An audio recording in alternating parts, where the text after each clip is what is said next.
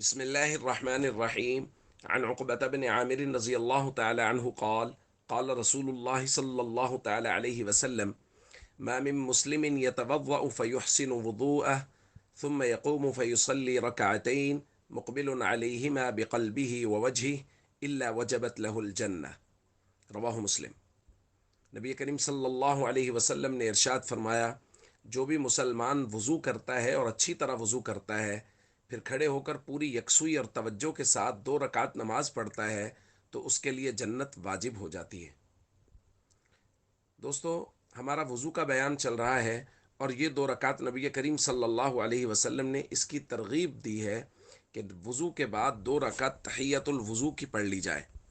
اگر کوئی آدمی مسجد میں گیا ہے تو وہ 2 رکعت تحیت الوضو اور تحیت المسجد دونوں کی نیت سے پڑھ سکتا ہے۔ 2 رکعت سے دونوں چیزوں کا ثواب مل جائے گا۔ اور نبی کریم صلی اللہ علیہ وسلم نے اپنے عمل سے بھی اس کی طرف متوجہ کیا ہے۔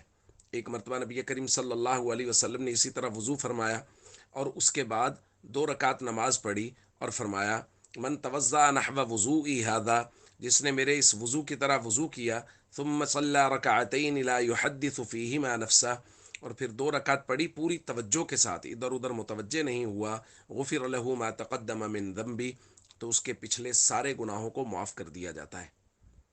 تو دیکھیں کس قدر خوشخبری ہے ان 2 رکعت پر۔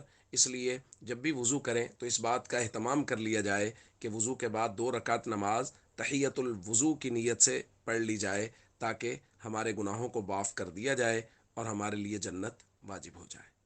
السلام علیکم ورحمۃ اللہ وبرکاتہ۔